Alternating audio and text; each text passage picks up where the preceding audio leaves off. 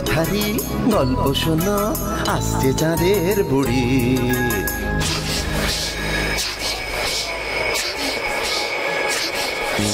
Magic man পৃথিবীতে সঙ্গে এলো তারি।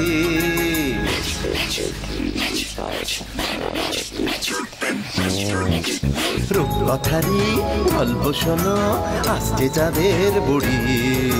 ম্যাজিক ম্যান পৃথিবীতে সঙ্গে এলো তারি।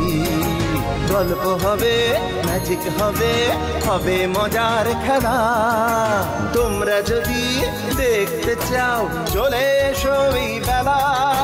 চাঁদের বুড়ি, চাঁদের বুড়ি, ম্যাজিক ম্যান, ম্যাজিক ম্যান।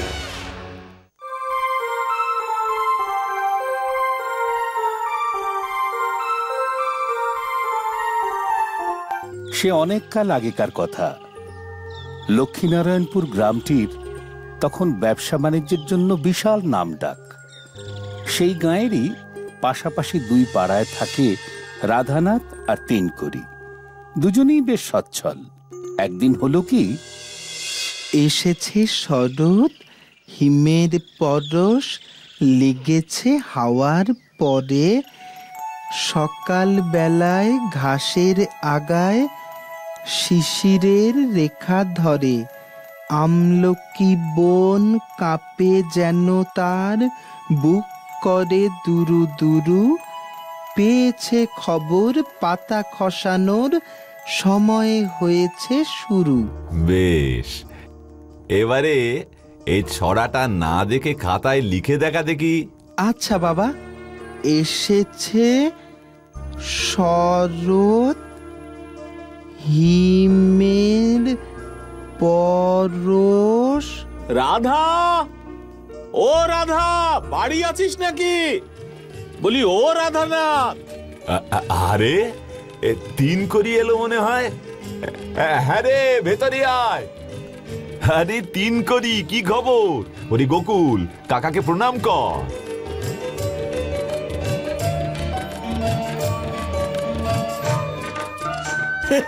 রে বাবা, বেঁচে থাকো বাবা, বেঁচে থাকো। বস ভাই বস। গোকুল, যা মাকে বল তিন করি কাকা এসেছে, একটু জল নিয়ে আয়। যাচ্ছি বাবা। তারপরে ভাই তিন করি বল তো কি খবর? তুই এখন যা ব্যস্ত, এদিকে তো আশাই বন্ধ করে দিয়েছিস। এই আর কি, তোর ছেলে গোকুল আর আমার ছেলে চন্দন দুজনে একসাথে আমাদের বাড়ির ওই পাশের মাঠটায় খেলে। তো যখন গোকুলের সঙ্গে দেখা হয় তোর খবর টবর জিজ্ঞেস করি।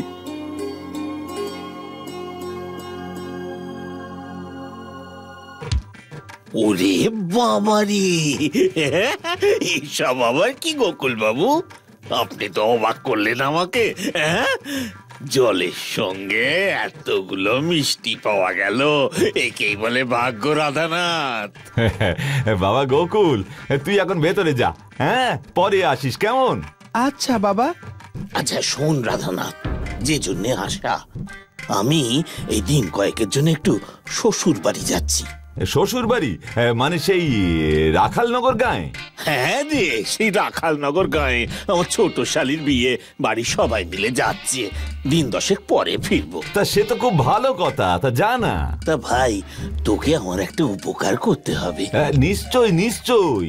আরে বন্ধুর উপকারে যদি না আসি তাহলে আর মানুষ বলে লোকে ডাকবে কেন? তা ঠিক বলেছিস। শোন রাধানাথ, বাড়িটা দিন দশেক পুরো ফাঁকা থাকবে। টাকা পয়সা যা আছে সেগুলো ওই ফাঁকা বাড়িতে রেখে যাওয়াটা সুবিধের মনে করছি নে। আবার সঙ্গে করে যে নিয়ে যাব সেটাও তো বিপদের হবে। তাই বলছিলাম, টাকা করি যদি তুই এই কদিন তোর কাছে একটু রেখে দিস ভাই, তাহলে আমি নিশ্চিন্তে যেতে পারি। ও মা, এতে আবার বলা বলির কি আছে? আমার বাড়ি তো তোরই বাড়ি। মনে কর তুই নিজের বাড়িতেই রেখে যাচ্ছিস, তোর কোনো চিন্তা নেই। আরে আমি থাকতে তোর টাকা করির কিচ্ছু হবে না। সে তো আমি জানি রে ভাই। এই নে, এটা রাখ, এটা রাখ তোর কাছে। না ভাই, তোর টাকা তুই রেখে যা। এই চাবিটা নে, থলেটা ওই সিন্দুকটার ভেতরে রেখে দে।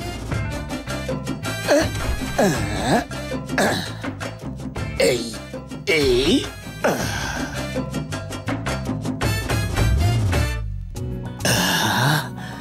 নিশ্চিন্ত হলাম ভাই। তুই ফিরে এসে আবার সিন্দুক খুলে টাকা নিয়ে যাস, কেমন?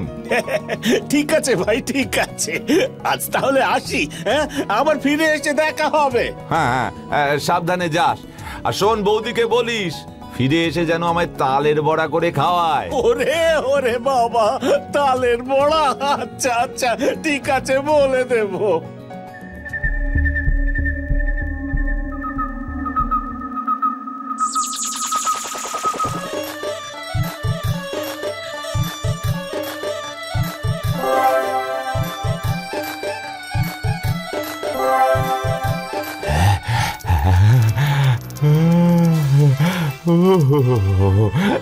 সব আমার, সব আমার, সব আমার। রে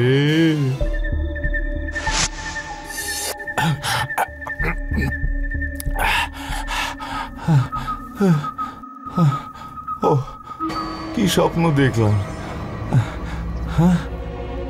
যদি যদি সত্যি কোনোদিন এরমটা হয়, না না না না, ইস, কি ভাবছি, এমনটা আবার হয় নাকি? আচ্ছা আচ্ছা, 3 কড়ির থলেটা তো আমার সিন্ধুকেই আছে, একবার খুলে দেখবো। একবার খুলে দেখতে ক্ষতি কি? গিয়ে দেখি না কত টাকা আছে, তারপর না হয় নেবো না, রেখে দেবো। হ্যাঁ, একবার দেখি।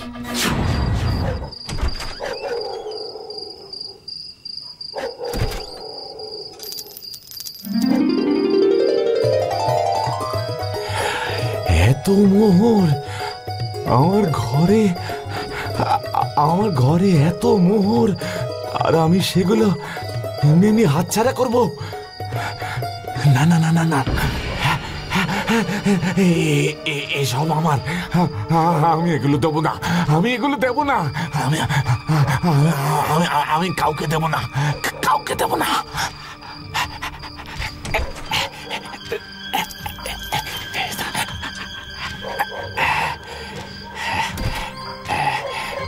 তিন করি বুঝতেই পারবে না কি করে তার সব মোহর আমার পয়সায় বদলে গেল। বলি, ও রাধা, রাধানাথ। আরে তিন করি যে, আয় আয় আয় আয় আয়, বস। তারপর তো শালির বিয়ে কেমন কাটলো? খুব ভালো কাটলো ভাই, আমরা সবাই খুব আনন্দ করেছি। এই নে, তোর বৌদি তোর জন্য তালের বড়া বানিয়ে পাঠিয়েছে। বাহ বাহ বাহ বাহ, দে দে দে দে, কদিন তালের বড়া খাইনি রে। দে ভাই, এবার আমার ওই টাকা তোলেটা দে, আমার আবার একটু তাড়া আছে, আজ হাটে যেতে হবে। হ্যাঁ হ্যাঁ হ্যাঁ ভাই, এই যে, এই নে চাবি। এত টাকার থলে তুই যেমন রেখেছিলি তেমনটি আছে, আমি ওই সিন্ধুকে হাত পর্যন্ত দিইনি। সত্যি সত্যি ভাই, তুই ছিলি বলে আমার কত সুবিধে হলো, না হলে আজকাল টাকা পয়সার ব্যাপারে কাকেই বা ভরসা করা যায় বল রাধানাথ? তুই হলি আমার কতদিনের বন্ধু, তোর সাথে কি আমার টাকা পয়সা সম্পর্ক রে? যা বলেছিস ভাই।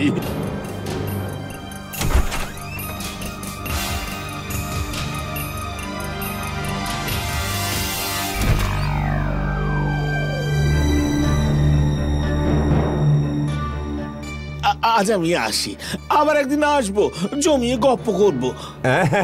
হ্যাঁ নিশ্চয় নিশ্চয় নিশ্চয় রে ভাই। বুঝতে পারেনি ঠাকুর, ও ঠাকুর গো, তুমি সত্যি দয়াময়। ও ভাই, ও ও ভাই, সর্বনাশ হয়ে গেছে, সর্বনাশ হয়ে গেছে রে ভাই, সর্বনাশ হয়ে গেছে। কি হয়েছে তিনকড়ি? এমন বিধ্বস্ত অবস্থায়? আরে বস বস। বসার মতো অবস্থা নেই রে আমার ভাই রাধানাথ। আমি যখন এই সিন্ধুকে থলেটা রেখেছিলাম তখন এতে 100টা সোনার মোহর ছিল। আমি থলেটা বাড়ি নিয়ে গিয়ে খুলে দেখি থলে ভর্তি শুধু তোমার পয়সা। এটা কি করে সম্ভব রাধানাথ? সে আমি কি জানি ভাই, তুই তো নিজেই তোর থলে সিন্ধুকে তালা চাবি দিয়ে রাখলি। আচ্ছা, আমি কি খুলে দেখেছি ওতে কি আছে? কিন্তু আমি তো 100টা সোনার মোহর রেখেছিলাম ভাই। অত যত্নে সিন্ধুকের মধ্যে আমি তো আবার পয়সা রাখতে যাব কেন বল ভাই, বল। তার মানে তুই কি বলতে চাস আমি সিন্ধুক খুলে তোর সব সোনার মোহর বদলে তামার পয়সা রেখে দিয়েছি? আরে আমি কি তোর টাকা চুরি করেছি? আরে না না, আমি সে কথা বলছি না তো। আহা, চড়ছিস কেন ভাই? আমি কি তাই বলেছি? কিন্তু আমার মোহরগুলো এভাবে সোনা থেকে তামা হয়ে গেল কি করে ভাই? আরে দিনকাল বড্ড খারাপ রে ভাই। হ্যাঁ, কানা ঘুষো শুনছি গ্রামে নাকি কোন ব্রহ্মদৈত্য এসেছে। হ্যাঁ, আজের মুরগি চুরি যাচ্ছে, কালোর ছাগল চুরি যাচ্ছে, আবার রাত বিরেতে কার গলার সোনার হার, হ্যাঁ, পাটে সুতো হয়ে যাচ্ছে রে। আমার মনে হয় এটা না ওই ব্রহ্মদত্তেরই কাজ। সেই বোধহয় তো সোনার মোহর সরিয়ে না ও তামার পয়সা রেখে গেছে। রাধানাথ হঠাৎ ব্রহ্মদত্তির গপ্প পারছে কেন? কিরে, কি ভাবছিস ভাই? না, কিছু না। আসলে ভাবছিলাম এটা বোধহয় তোর ওই ব্রহ্মদত্তিরই কাজ হবে। শুধু শুধু তোকে বিরক্ত করলাম। আসি রে ভাই। সাবধানে যাস, ব্রহ্মদৈত্যের নজর পড়েছে তোর উপর। পারলে বাড়িতে একটু নারায়ণ পুজোর বন্দোবস্ত করিস। যা বলেছিস ভাই, আমি আজই পুরোহিত মশাইয়ের সঙ্গে কথা কইছি। আসি।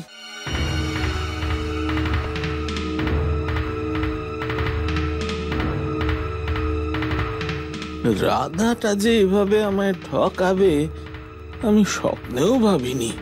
অথচ ওকে যে চেপে ধরবো সেরকম কোনো প্রমাণও তো আমার হাতে নেই। না না, বাড়িতে গিয়ে ঠান্ডা মাথায় একটু ভাবি। ওকে অন্য কোনো উপায়ে জব্দ করতে হবে। রাধা, বলি ও রাধানাথ, আছো না? আছো তাহলে বাড়িতে?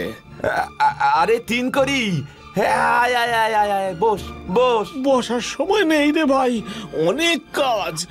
তোর কথা মতো পুরোহিত মশাইয়ের কাছে যেতেই তিনিও নারায়ণ পুজোর কথাই কইলেন এবং বললেন যে পুজোটা আজই নাকি করতে হবে। তা বেশ বেশ বেশ, এ তো খুব ভালো কথা।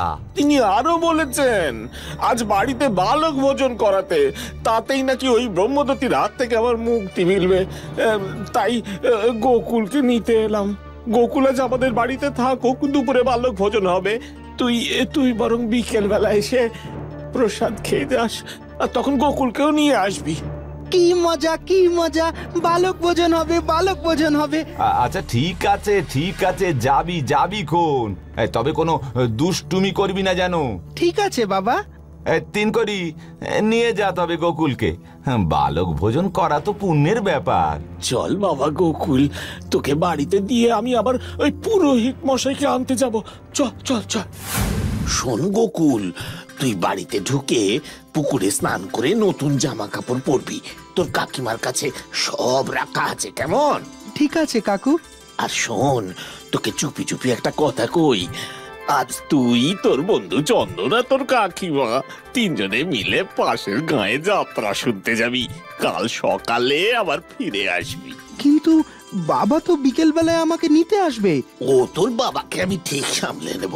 তখন বললে তো তোর বাবা আবার রাজি হতো না, তাই এখন বললাম। গোকুল বাবা, তুই যে যাত্রা শুনতে ভালোবাসিস আমি সেটা জানি। খুব ভালো। উফ, কি যে মজা হচ্ছে।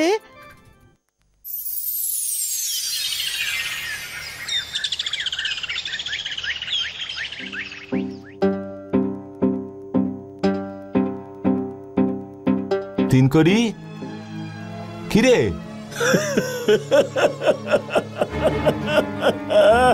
পারলাম না রে ভাই, শেষ রক্ষা করতে পারলাম না। আমায় তুই মেরে ফেল ভাই। আরে কি হয়েছে বলবি তো? বাড়ির আর সব কোথায়? গোকুল কোথায়? নিমন্ত্রিতরা সবাই যে যেদিকে পেরেছে পালিয়েছে। তোর বৌদি ছেলেকে নিয়ে বাপের বাড়ি চলে গেছে, কিন্তু গোকুল গোকুল কি হয়েছে গোকুলের? হ্যাঁ, সবাই পালিয়েছে কেন? কি হয়েছে? আরে বলছিস না কেন? গোকুল, আর গোকুল কোথায়? আছে আছে, দাঁড়া দাঁড়া, আনছি ওকে।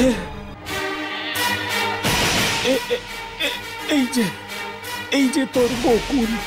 মানে পুরোহিত মশাই তখন পুজো করছেন, আমরা সবাই এখানে বসে, হঠাৎ সবার সামনে গোকুল বাবা ছাগল হয়ে গেল। কি ভয়ঙ্কর কাণ্ড ঘটে গেল ভাই, কি ভয়ঙ্কর কাণ্ড ঘটে গেল। আরে এসব কি বলছিস তুই? এটা যে একটা ছাগল। সত্যি বলছি ভাই, সত্যি, আমার চোখের সামনে সব ঘটলো। তিনকড়ি একদম ঠিক হচ্ছে না বলে দিচ্ছি, কিন্তু আমার ছেলে আমায় ফেরত দে। এসব গাঁজাখুরি গপ্প আমি বিশ্বাস করি না। এই তো তোর ছেলে রাধানাথ তোর চোখের সামনে দাঁড়িয়ে রয়েছে। আমি নিশ্চিত এটা সেই ব্রহ্মদত্তির কাজ যে আমার মোহরগুলোকে তা আমার পয়সা করে দিয়েছে। হ্যাঁ, তুই মস্করা করছিস আমার সঙ্গে? হ্যাঁ, মানুষ কখনো ছাগল হয়ে যায়? নিজের চোখে না দেখলে আমিও বিশ্বাস করতাম না রে ভাই। ব্রহ্মদত্তি সব পারে। এখন বুঝতে পারছি আমার মোহর কেমন করে তা আমার পয়সা হয়ে গেছে। ঠিক আছে, আমি এক্ষুনি কাজীর কাছে গিয়ে নালিশ করছি। তারপর যখন কাজীর পেয়াদা তোকে লাঠি পেটা করবে, তখন আমার ছেলে আমায় ফেরত দিস। তোমাদের দুপক্ষেরই কথা শুনলাম, তবে যা বুঝলাম তা সুবিধের নয়। এইভাবে মোহর তামার পয়সা হয়ে যাওয়া, বাচ্চা ছেলে ছাগল হয়ে যাওয়া, এ ভারী খারাপ লক্ষণ। বেশ বুঝতে পারছি, ব্রহ্মদত্তি এবার পুরো গ্রামটা সাবার করবে। আমি আজ রাতেই কালু ওজার কাছে যাব, তার সাথে দেখা করে সব বলবো। সে নিশ্চয় প্রতিকার করবে। ওর ঝাঁটার বাড়িতে কত বড় বড় ভূত প্রেত ব্রহ্মদত্তি সব কুপকাত হয়ে যায়। যদি সে প্রতিকার করতে পারে, তাহলে তুমি তোমার মোহরও পাবে, আর তুমি তোমার ছেলেকেও পাবে। আর সে যদি না পারে, তাহলে তোমরা তো তোমাদের জিনিস পাবেই না, উল্টে আমি তোমাদের গা ছাড়া করব। কারণ একবার তোমাদের ওপর যখন অমন ব্রহ্মদত্তির নজর পড়েছে, তোমাদের আর এ গায়ে রাখতে পারবো না। হ্যাঁ, কিন্তু কাজী সাহেব, আমার কি দোষ? কথা বাড়িও না, তোমরা এখন যাও। রাধা, টাকার থলে আজ তোমার কাছেই থাকবে, আর তিনকড়ি, ছাগলটা আজ তোমার বাড়িতে থাকবে। ঠিক আছে, যাও। ঠিক আছে কাজী সাহেব।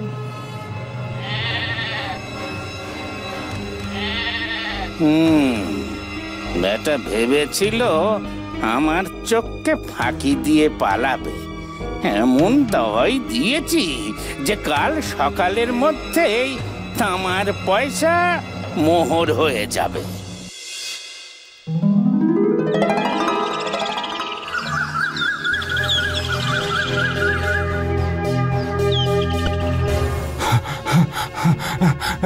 তিনকড়ি, ওরে তিনকড়ি। আরে রাধা, তুই এই সময়? ওরে ভাই, ও ভাই, এই আশ্চর্য কাণ্ড রে। ভোরবেলা উঠে দেখি তোর থলে সব তামার পয়সা সোনার মোহরে বদলে গেছে। হ্যাঁ, তাই নাকি? কই দেখি দেখি দেখি।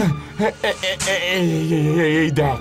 সত্যি তো, তার মানে কাজী সাহেবের বন্ধু গুনিন ব্রহ্মদত্তিকে তাড়িয়ে দিয়েছে। হ্যাঁ, তাই হবে, তাই হবে। ভাই, এবার আমার ছেলেটাকে ফেরত দে ভাই। দেখ না, আমার ছেলেটাও বোধহয়। দাঁড়া দেখি ছাগলটা বদলে তোর ছেলে হয়েছে কিনা। বাবা, গোকুল, তুই কোথায় ছিলি বাবা? আমি সারা রাত তোর জন্য দু চোখের পাতা এক করতে পারিনি। কোথায় ছিলি রে তুই বাবা? আমি, চন্দন আর কাকিমা তো পাশের গায়ে যাত্রা দেখতে গিয়েছিলাম। 3 কড়ি কাকাই তো পাঠালেন। হ্যাঁ হ্যাঁ, কিন্তু 3 কড়ি যে বললো তুই ছাগল হয়ে গেছিস। ছাগল? আমি আবার ছাগল কবে হলাম কাকা? না বাবা গোকুল, মানে এই গায়ে একটু ব্রহ্মদত্তির প্রকোপ পড়েছিল তো, সোনার মোহর তাঁবার হয়ে যাচ্ছিল, সোনার হার পাটে সুতো হয়ে যাচ্ছিল, তাই আর কি। তোর বাবাকে জিজ্ঞেস কর না। আমায় ক্ষমা করে দে ভাই 3 কড়ি। আমি না নিজেকে সামলাতে পারিনি রে। ভেবেছিলাম সহজেই বাজি মাত করব, কিন্তু কাল গোকুলকে না পেয়ে আমার সব বাসনা মিটে গেছে রে ভাই। ও ভাই রে, ওরি আমার ভুল হয়ে গেছে রে ভাই, আমার ভুল হয়ে গেছে। তুই তোর ভুল বুঝতে পেরেছিস, এতেই আমি খুশি। আমার আর কোনো রাগ নেই। ভুল পথ থেকে সঠিক পথে ফিরে আসাই তো মানুষের ধর্ম, তাই না? তাই না বন্ধুরা?